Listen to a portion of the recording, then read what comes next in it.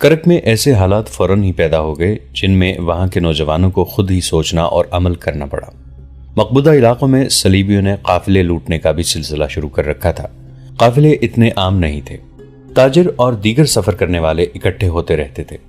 ان کی تعداد 150-200 ہو جاتی تو قافلے کی صورت میں چلتے تھے۔ یہ ایک حفاظتی اقدام ہوتا تھا۔ قافلے کے ساتھ لڑنے والے مسلح افراد بھی ہوتے تھے، گھوڑوں اور اونٹوں کی افراد ہوتی تھی۔ تاجروں کے پاس بے شمار مال و دولت ہوتی تھی۔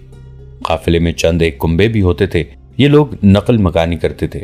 صلیبی استبداد میں آئے ہوئے مسلمان اکثر وہاں سے ہجرت کر کے مسلمانوں کی حکمرانی کے علاقوں میں جاتے رہتے تھے۔ اتنے بڑے قافلے کو چند ایک ڈاکو نہیں لوٹ سکتے تھے۔ قافلے والے مقابلہ کرتے تھے۔ صلیبیوں نے یہ کام اپنی فوج کے سپرد کر دیا تھا۔ انہیں کسی قافلے کی اطلاع مل جاتی تو فوراً اپنی فوج کے 1-2 دستوں کو صحرائی لوگوں کے بھیس میں بھیج کر اسے لوٹ لیا کرتے تھے۔ قافلوں میں صرف مسلمان ہوتے تھے۔ اس جرم میں مسلمان امراء بھی شامل تھے۔ چھوٹی چھوٹی اسلامی ریاستوں کے حکمران تھے، ان کے پاس فوج بھی تھی۔ لٹے ہوئے قافلوں کے 2-4 آدمی فریاد لے کر ان حکمرانوں کے دربار میں جاتے تھے تو ان کی سنوائی نہیں ہوتی تھی، کیونکہ ان حکمرانوں کو بھی صلیبی لڑکیوں، شراب اور تھوڑے سے سونے کی صورت میں تحائف دیا کرتے تھے۔ اگر یہ حکمران چاہتے تو صلیبی ڈاکوں کا قلع قمع کر سکتے تھے، مگر انہوں نے صلیبی ڈاکوں کو ایسی کھلی چھٹی دے رکھی تھی کہ یہ ڈاکو ان کی ریاستوں کے اندر آ کر بھی لوٹ مار کر جاتے تھے۔ صلیبیوں نے ان سے یہ فائدہ بھی اٹھایا کہ ان کی ریاستوں کے سرحدی علاقے ہڑپ کرتے گئے۔ انہوں نے بعض چھوٹی چھوٹی ریاستوں کو مسلسل ڈاکوں سے پریشان کر کے جزیہ بھی وصول کرنا شروع کر دیا تھا۔ اس طرح سلطنت اسلامیہ سکڑتی چلی جا رہی تھی۔ نور الدین زنگی اور صلاح الدین ایوبی ان مسلمان ریاستوں پر بھی قبضہ کرنا چاہتے تھے۔ ان حکمرانوں کو وہ صلیبیوں سے زیادہ خطرناک سمجھتے تھے۔ ایک بار نور الدین زنگی نے صلاح الدین ایوبی کو ایک پیغام بھیجا تھا جس میں کئی اور باتوں کے علاوہ ان چھوٹے چھوٹے مسلمان حکمرانوں کے متعلق لکھا تھا۔ ان مسلمان حکمرانوں نے اپنی عیش و عشرت کے لیے اپنی ریاستیں صلیبیوں کے پاس گروی رکھ دی ہیں۔ وہ کفار سے تحفے اور زر و جواہرات اور اغوا کی ہوئی مسلمان لڑکیاں لیتے اور اسلام کا نام ڈبوتے جا رہے ہیں۔ یہ مسلمان کفار سے زیادہ خطرناک اور ناپاک ہیں۔ وہ بادشاہی کے نشے میں بدمست ہیں اور صلیبی ان کی جڑوں میں داخل ہو گئے ہیں۔ صلیبیوں کو شکست دینے سے پہلے ضروری ہو گیا ہے کہ ان مسلمان ریاستوں پر قبضہ کر کے انہیں سلطنت اسلامیہ میں مدغم کیا جائے اور خلافت بغداد کے تحت لایا جائے۔ اس کے بغیر اسلام کا تحفظ ممکن نہیں۔ ان خطروں کے باوجود کبھی کبھی کوئی بہت بڑا قافلہ صحرا میں جاتا نظر آ جاتا۔ کرک سے چند میل دور ایک قافلہ گزر رہا تھا۔ اس میں 100 سے زیادہ اونٹ تھے، بہت سے گھوڑے بھی تھے۔ قافلے میں تاجروں کا مال تھا اور چند ایک کنبے تھے۔ ایک کنبہ ایسا بھی تھا جس میں 2 جوان لڑکیاں تھیں۔ یہ بہنیں تھیں۔ قافلہ حسب معمول مسلمانوں کا تھا۔ کرک کے علاقے سے قافلہ گزر رہا تھا تو صلیبیوں کا پتہ چل گیا۔ انہوں نے اپنی فوج کا ایک دستہ بھیج دیا جس نے دن دہاڑے قافلے پر جا حملہ کیا۔ قافلے کے گھڑ سواروں نے مقابلہ تو بہت کیا مگر صلیبیوں کی تعداد بہت زیادہ تھی۔ وہاں ریت خون سے لال ہو گئی۔ صلیبیوں نے بچوں تک کو کاٹ ڈالا۔ 15-16 جوان سال مسلمان رہ گئے۔ انہیں قیدی بنا لیا گیا۔ دونوں لڑکیوں کو پکڑ لیا اور اونٹوں اور گھوڑوں کو مال و اسباب سمیت کرک لے گئے۔ یہ قافلہ جب کرک میں داخل ہوا تو آگے آگے قیدی تھے۔ ان کے پیچھے 2 گھوڑوں پر 2 لڑکیاں سوار تھیں جن کا لباس بتاتا تھا کہ مسلمان ہیں۔ ان کے پیچھے صلیبی تھے جن کے چہروں پر نقاب تھے اور ان کے پیچھے مال و اسباب سے لدے ہوئے اونٹوں کی قطار تھی۔ لڑکیاں رو رہی تھیں۔ کرک کے شہری تماشا دیکھنے کے لیے باہر نکل آئے۔ وہ تالیاں پیٹتے اور قہقہ لگاتے تھے کیونکہ وہ جانتے تھے کہ لوٹا ہوا یہ قافلہ مسلمانوں کا ہے اور قیدی بھی مسلمان ہیں۔ ان قیدیوں میں ایک جوان سال قیدی آفاق نام کا تھا۔ دونوں مغویہ لڑکیاں اس کی بہنیں تھیں۔ آفاق زخمی بھی تھا، اس کی پیشانی اور کندھے سے خون بہ رہا تھا۔ وہ لٹے ہوئے قافلے کے آگے آگے شہر میں داخل ہوا تو تماشائیوں کو دیکھ کر اس نے بلند آواز سے کہا، کرک کے مسلمانوں، ہمارا تماشا دیکھ رہے ہو؟ ڈوب مرو۔ ان لڑکیوں کو دیکھو، یہ میری نہیں تمہاری بہنیں ہیں، یہ مسلمان ہیں۔ ایک صلیبی نے پیچھے سے اس کی گردن پر گھونسا مارا۔ وہ منہ کے بل گرا۔ اس کے ہاتھ رسیوں سے پیٹ پیچھے بندھے ہوئے تھے۔ ایک قیدی نے اسے اٹھایا تو آفاق پھر چلایا، کرک کے مسلمانوں، یہ تمہاری بیٹیاں ہیں۔ اسے 2-3 نقاب پوشوں نے پیٹنا شروع کر دیا۔ اس کی بہنیں چیخ چیخ کر رو رہی تھیں اور فریادیں کرتی تھیں، خدا کے لیے ہمارے بھائی کو نہ مارو، ہمارے ساتھ جو سلوک کرنا چاہو کر لو، اس سے نہ مارو۔ ایک بہن چلا رہی تھی، آفاق خاموش ہو جاؤ، تم ان کا کچھ نہیں بگاڑ سکتے۔ مگر آفاق چپ نہیں ہو رہا تھا۔ तमाशाइयों में मुसलमान भी थे जो अपना खून पी रहे थे मगर बेबस थे। उनकी गैरत उनकी नजरों के सामने से गुजरती जा रही थी और वो देख रहे थे। उनमें नौजवान मुसलमान भी थे और उनमें उस्मान सारिम भी था। उसने अपने नौजवान दोस्तों की तरफ देखा। सबकी आंखें लाल थीं और दिल जोर जोर से धड़क रहे थे। उस्मान सारिम थोड़ी दूर उस काफिले के साथ साथ चलता रहा। आगे एक गरीब सा मोची बैठा था जो लोगों के जूते मरम्मत किया करता था। उसे किसी मुसलमान ने अपने घर की डेवड़ी में सोने की जगह दे रखी थी और दिन भर वो बाहर बैठा जूते मरम्मत करता रहता था। बदकिस्मत काफिला उसके सामने से भी गुजरा। उसने भी आफाक की ललकार और लड़कियों की आहुजारी सुनी थी। आफाक के चेहरे को खून से लाल देखा, उस पर सलीबियों का जुल्म होता भी देखा था, लेकिन उस तरह देखा था जैसे उसने कुछ भी नहीं देखा हो। उस मोची को न कभी किसी ने मस्जिद में जाते देखा था न गिरजे में। वो यहूदियों की इबादत गाह में भी कभी नहीं गया था। उसकी तरफ वही तवज्जो देता था जिसे जूता मरम्मत कराना होता हो। उसे कभी किसी ने बोलते भी नहीं सुना था। वो खल्क का रांदा हुआ इंसान था जिसे सलीबियों के साथ कोई भी दिलचस्पी नहीं थी और इस्लामियों के साथ भी कोई वास्ता नहीं था। उस्मान सारिम चलते चलते उस मोची के करीब से गुजरने लगा तो रुक गया। कैदी आगे निकल गए थे, ऊंट जा रहे थे। जब आखिरी ऊंट गुजर गया तो उस्मान सारिम ने दोनों जूते उतारकर मोची के आगे रख दिए और उसके सामने बैठ गया। मोची किसी का जूता मरम्मत कर रहा था। उसने उस्मान सारिम को सर उठाकर देखा भी नहीं। उस्मान ने इधर उधर देखकर सरगोशी में कहा, इन दोनों लड़कियों को आज रात आजाद कराना है। जानते हो ये लड़कियां रात को कहां होंगी? मोची ने सर उठाए बगैर इतनी धीमी आवाज में पूछा कि उस्मान सारिम के सिवा कोई और नहीं सुन सका था। जानता हूं, उस्मान सारिम ने जवाब दिया। सलीबी बादशाहों के पास होंगी, लेकिन हम में से किसी ने भी वो जगह अंदर से नहीं देखी। मैंने देखी है, मोची ने अपने काम में मगन रहकर कहा। वहां से लड़कियों को निकालना मुमकिन नहीं। तुम किस मरज की दुआ हो? उस्मान सारिम ने ऐसे लहजे में कहा जिसमें जज्बात का लर्जा और गुस्सा था। कहने लगा, हमारी रहनुमाई करो। अगर हम लड़कियों तक पहुंच गए और पकड़े गए तो लड़कियों की गर्दनें काट देंगे, उन्हें सलीबियों के पास जिंदा नहीं रहने देंगे। कितने जवानों की कुर्बानी दे सकते हो? मोची ने पूछा। जितने जवान मांगोगे। कल रात? आज रात? उस्मान सारिम ने दबदबे से कहा। आज ही रात बर्जीस, आज ही रात। इमाम के पास पहुंचो, मोची ने कहा। कितने जवान? बर्जीस मोची ने सोचकर कहा। 8। हथियार सुन लो, खंजर, आतिशगीर मादा। उस्मान सारिम ने अपने जूते पहने और चला गया। सूरज अभी गुरूब नहीं हुआ था। उस्मान सारिम ने रास्ते में अपने 7 हमजोलियों को घरों से बुलाकर उन्हें इमाम के घर पहुंचने को कहा और खुद इमाम के घर चला गया। ये उसी मस्जिद का इमाम था जिसमें उस्मान सारिम की मुलाकात पागल से हुई थी। उस्मान ने ही इमाम को अपनी जमींदोज जमात की इमामत पेश की थी, जिसे जमात के हर फर्द ने कबूल कर लिया था। ये लोग किसी न किसी के घर में मिल बैठते और लाहे अमल तैयार करते थे। अब इन 2 मुगविया लड़कियों का मसला सामने आ गया तो उस्मान सारिम ने उनकी रिहाई का इरादा कर लिया, जो दरअसल खुदकुशी का इरादा था।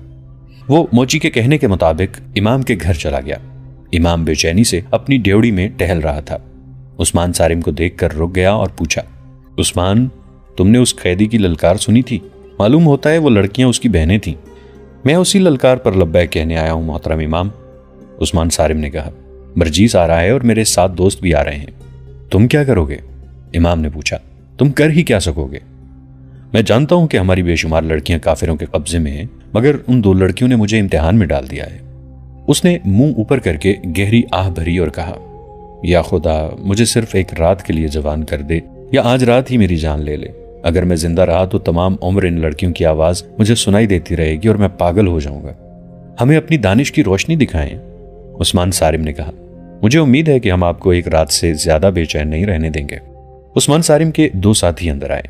इमाम ने उन्हें बैठने को कहा और तीनों से मुखातिब होकर कहा, आज यूं मालूम होता है जैसे मेरी दानिश जवाब दे गई है। मुझे इस तरह बेकाबू नहीं होना चाहिए, लेकिन कोई गैरत को ललकारे तो जज्बे भड़क उठते हैं, जिन्हें मुतमईन करने के लिए जवान होना जरूरी होता है। लेकिन मेरे बच्चों, मैं बहुत बूढ़ा हो गया हूं, मुझ में अब बर्दाश्त की कुव्वत नहीं रही।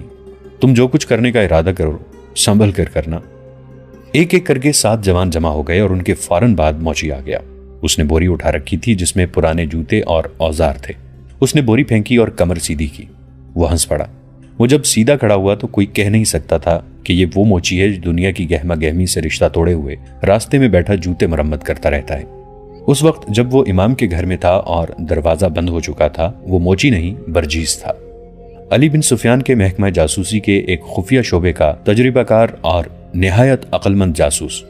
اس نے امام سے کہا، یہ لڑکے آج ان دونوں لڑکیوں کو صلیبیوں کی قید سے آزاد کرانے پر تلے ہوئے ہیں۔ اس کام میں صرف پکڑے جانے کا یا ناکامی کا ہی خطرہ نہیں بلکہ یقینی موت کا خطرہ ہے۔ ہم یہ خطرہ قبول کرتے ہیں محترم برجیس، ایک نوجوان نے کہا۔ آپ اس فن کے استاد ہیں، ہماری رہنمائی کریں۔ اگر عقل کی بات سنیں تو میں ایک مشورہ دینا چاہتا ہوں، برجیس نے کہا۔ صلیبیوں کے پاس بہت سی مسلمان لڑکیاں ہیں، ان میں سے بعض کو انہوں نے بچپن میں قافلوں اور گھروں سے اغوا کیا تھا اور انہیں اپنی تعلیم و تربیت دے کر ہمارے خلاف جاسوسی اور تمہاری کردار کشی کے لیے استعمال کر رہے ہیں۔ تم لوگ ایک ایک لڑکی کو تو آزاد نہیں کرا سکتے۔ اگر تم سب میرے فن سے فائدہ اٹھانا چاہتے ہو تو میں کہوں گا کہ 2 لڑکیوں کی خاطر تم جیسے 8 جوان قربان کر دینا عقل مندی نہیں، بردباری اور تحمل ضروری ہے۔ میں تحمل کو کس طرح قبول کر سکتا ہوں؟ عثمان صارم نے بھڑک کر کہا۔ میری طرح؟ برجیس نے کہا۔ کیا میں پیشے کا موچی ہوں؟ جب میں مصر میں ہوتا ہوں تو میری سواری کے لیے عربی گھوڑا تیار رہتا ہے اور میرے گھر میں 2 ملازم ہیں، مگر یہاں 3 مہینوں سے راستے میں بیٹھا لوگوں کے غلیظ جوتے مرمت کرتا رہتا ہوں۔ میں تمہیں 2 لڑکیوں کی آزادی کے لیے پورے کرک اور اس سے آگے کے بہت وسیع علاقے کو آزاد کرانے کے لیے زندہ رکھنا چاہتا ہوں۔ برداشت کرو، انتظار کرو۔ عثمان صارم اور اس کے 7 دوست برداشت کی حدوں سے نکل چکے تھے۔ ان کی باتوں سے پتہ چلتا تھا کہ ان میں انتظار کی بھی ہمت نہیں رہی۔ وہ کسی کی رہنمائی کے بغیر ہی اس جگہ پر حملہ کرنے کو تیار تھے جہاں توقع تھی کہ لڑکیاں ہوں گی۔ انہوں نے امام کی بھی باتیں سننے سے انکار کر دیا۔ آخر برجیس نے انہیں بتایا کہ اس کے 2 جاسوس اس جگہ معمولی ملازم ہیں جہاں صلیبی حکمران رات کو اکٹھے ہوتے اور شراب پیتے ہیں۔ یہ دونوں جاسوس عیسائیوں کے بھیس میں شوبک کی فتح کے بعد وہاں سے بھاگنے والے عیسائیوں کے ساتھ آئے تھے۔ انہیں یہاں نوکری مل گئی تھی اور وہ کامیاب جاسوسی کر رہے تھے۔ تم سب نے وہ عمارت دیکھی ہے جہاں وہ صلیبی حکمران جو ہماری فوج کے خلاف لڑنے کے لیے برطانیہ، اٹلی، فرانس اور جرمنی وغیرہ سے آئے ہوئے ہیں، وہ رہتے ہیں۔ اس عمارت میں ایک بڑا کمرہ ہے جہاں وہ شام کے بعد اکٹھے ہوتے ہیں، شراب پیتے اور ناچتے ہیں۔ ان کی تفریح کے لیے لڑکیاں موجود ہوتی ہیں، وہ آدھی رات تک وہاں ادھم مچاتے رہتے ہیں۔ تم نے دیکھا ہے کہ وہ جگہ ذرا بلندی پر ہے جہاں سے پورا شہر نظر آتا ہے، وہاں فوج کا پہرا بھی ہوتا ہے۔ اس عمارت تک پہنچنا ممکن نہیں، کوئی عام آدمی بلکہ کوئی خاص شہری بھی اس عمارت کے قریب نہیں جا سکتا۔ میں یہ معلوم کر سکتا ہوں کہ 2 لڑکیاں کہاں ہوں گی، مگر ان تک رسائی کا طریقہ صرف یہ ہے کہ ہماری فوج باہر سے ابھی حملہ کر دے۔ اس صورت میں تمام حکمران اور فوجی حکام اس عمارت سے چلے جائیں گے اور حملہ روکنے میں لگ جائیں گے، مگر آج رات حملہ نہیں ہو سکتا۔ یہ بھی نہیں کہا جا سکتا کہ صلاح الدین ایوبی کب حملہ کریں گے۔ ضرورت حملے کی ہے، امام نے برجیس سے وضاحت چاہی۔ دوسرے لفظوں میں ضرورت یہ ہے کہ اس عمارت میں جو لوگ موجود ہیں وہ وہاں سے چلے جائیں اور لڑکیاں وہیں رہ جائیں۔ اس صورت میں آپ یہ کہنا چاہتے ہیں کہ ہمارے یہ بچے اس عمارت میں داخل ہو کر لڑکیوں کو اٹھا لائیں؟ جی ہاں، برجیس نے اپنے تجربے کی بنا پر خود اعتمادی سے کہا۔ اگر شہر کے اندر کوئی بڑا ہی شدید اور خطرناک قسم کا ہنگامہ ہو جائے، کہیں آگ لگ جائے اور آگ جنگی ساز و سامان کو لگے، تو شاید حکمران اور دیگر لوگ وہاں سے نکل کر موقع واردات پر چلے جائیں۔ برجیس گہری سوچ میں کھو گیا۔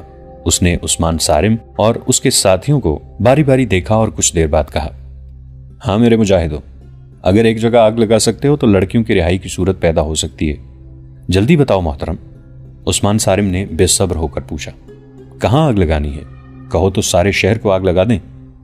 تم سب نے وہ جگہ دیکھی ہے جہاں صلیبیوں کی فوج کے گھوڑے بندھے ہوتے ہیں، برجیس نے کہا۔ وہاں اس وقت کم و بیش 600 گھوڑے ایک جگہ بندھے ہوئے ہیں، باقی مختلف جگہوں پر ہیں۔ ان کے قریب اتنی ہی تعداد اونٹوں کی بندھی ہوئی ہے۔ ان سے ذرا ہی پرے گھوڑوں کے خشک گھاس کے پہاڑ کھڑے ہیں۔ ان سے تھوڑا ہٹ کر فوج کے خیموں کے ڈھیر پڑے ہیں۔ وہاں گھوڑا گاڑیاں بھی کھڑی ہیں اور ایسا سامان بے شمار پڑا ہے جسے فوراً آگ لگ سکتی ہے، مگر اس کے ارد گرد سنتری گھوم پھر رہے ہوتے ہیں۔ وہاں سے رات کے وقت کسی کو گزرنے کی اجازت نہیں۔ اگر تم اس گھاس اور خیموں کے انبار کو آگ لگا سکو تو میں یقین سے کہتا ہوں کہ صلیبی حکمران ساری دنیا کو بھول کر وہاں پہنچ جائیں گے۔ گھاس، کپڑے اور لکڑی کے شعلے آسمان تک جائیں گے۔ سارے شہر پر خوف طاری ہو جائے گا۔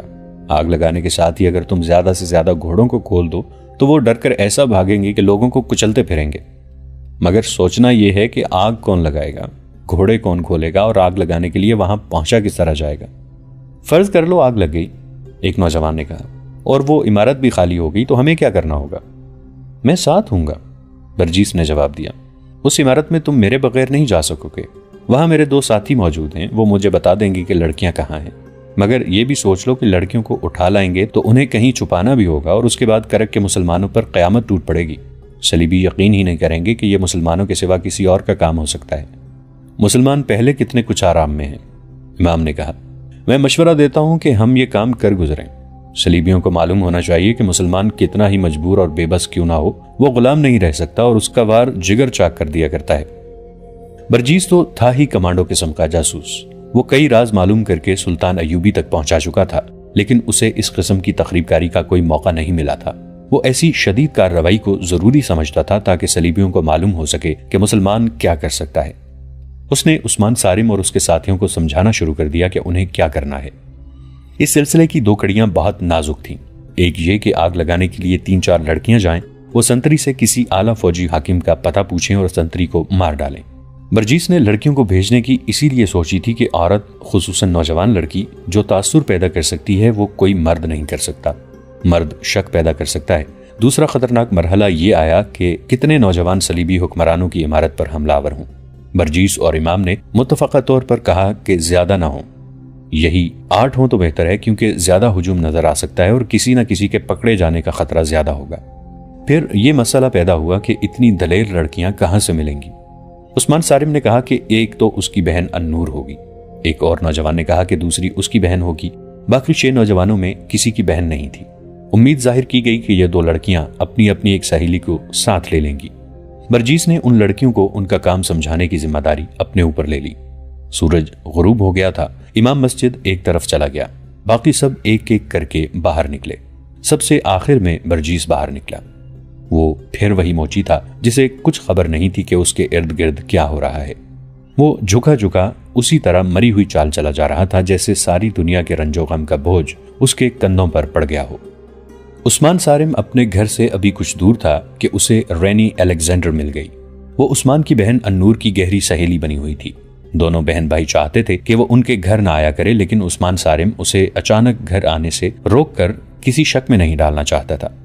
रैनी उसके साथ बेतकल्लुफ होने की कोशिश किया करती थी, जिससे उस्मान को यह ख्याल भी आता कि वो उसका किरदार खराब करके उसका कौमी जज्बा मारना चाहती है। उस शाम रैनी रास्ते में मिल गई। उसने उसको मुस्कुरा कर देखा और रुकना न चाहा, मगर रैनी रुक गई और उसका रास्ता रोक लिया। उस्मान सारिम को ऐसा कोई डर नहीं था कि वो मुसलमान है और एक ईसाई लड़की के साथ राजो नयाज की बातें करता पकड़ा गया तो सजा पाएगा। वो जानता था कि सलीबी और यहूदी उन्हें देखकर खुश होंगे कि उनकी एक लड़की एक मुश्तबा मुसलमान नौजवान को अपना गर्विदा बना रही है। वो भी रुक गया और बोला, मैं जरा जल्दी में हूं रैनी। तुम्हें कोई जल्दी नहीं उस्मान, रैनी ने दोस्ताना लहजे में कहा। क्या तुम इतनी आसानी से मुझसे पीछा छुड़ा सकोगे? मैं तुमसे पीछा छुड़ाने की तो नहीं सोच रहा। झूठ ना बोलो उस्मान, रैनी ने मुस्कुरा कर कहा। मैं तुम्हारे घर से आ रही हूं। तुम्हारी बहन ने मुझे साफ कह दिया है कि यहां आप कम आया करो। उस्मान नाराज होता है। क्यों उस्मान, ये बात तुमने खुद क्यों ना कह दी? उस्मान सारिम खामोश रहा। उसकी बहन ने जल्दबाजी से काम लिया था, उसके लिए जवाब देना मुश्किल हो गया था। उसे खामोश देखकर रैनी ने कहा, मुझे ये तो बता दो कि मैं तुम्हारे घर क्यों ना आया करूं। उस्मान सारिम की ज़हनी हालत कुछ और थी। वो जल्दी में था, उसके जज्बात भड़के हुए थे। वो टालने के लिए कोई मौजूद जवाब ना सोच सका। उसके मुंह से वही बात निकल गई जो उसके दिल में थी। उसने कहा, रैनी, मालूम नहीं मैं खुद क्यों नहीं तुम्हें कह सका कि हमारे घर ना आया करो। अब सुन लो, हमारी आपस में कितनी ही मोहब्बत क्यों ना हो, हम कौमी लिहाज से एक दूसरे के दुश्मन हैं। तुम जाती मोहब्बत की बात करोगी, मगर मैं कौमी मोहब्बत का कायल हूं, जो सलीब और कुरान में कभी पैदा नहीं हो सकती। ये मेरा वतन है। तुम्हारी कौम यहाँ क्या कर रही है? जब तक तुम्हारी कौम के आखिरी आदमी का यहाँ वजूद रहेगा, हम एक दूसरे के दोस्त नहीं बन सकते।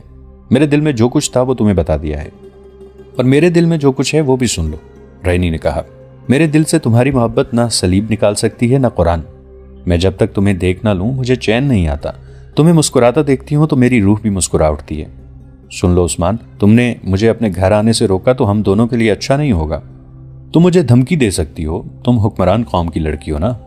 उस्मान सारिम ने तहम्मुल से कहा, अगर मेरे दिमाग में हुक्मरानी का नशा होता तो तुम यहां न खड़े होते, कैद खाने में गल सड़ रहे होते। रैनी ने कहा, क्या तुम ये समझ बैठे हो कि मुझे तुम्हारे मुताल्लिक कुछ मालूम ही नहीं? कहो तो तुम्हारी जमीन दोज कार्रवाइयों की तफसील सुना दूं। कहो तो तुम्हारे घर से वो सारे खंजर, तीन कमान और आतिशगीर मादा बरामद करा दूं जो तुमने अपने घर में मेरी कौम और मेरी हुकूमत के खिलाफ इस्तेमाल करने के लिए छुपा रखा है, और जो तुम्हें घर में रखने की इजाजत नहीं।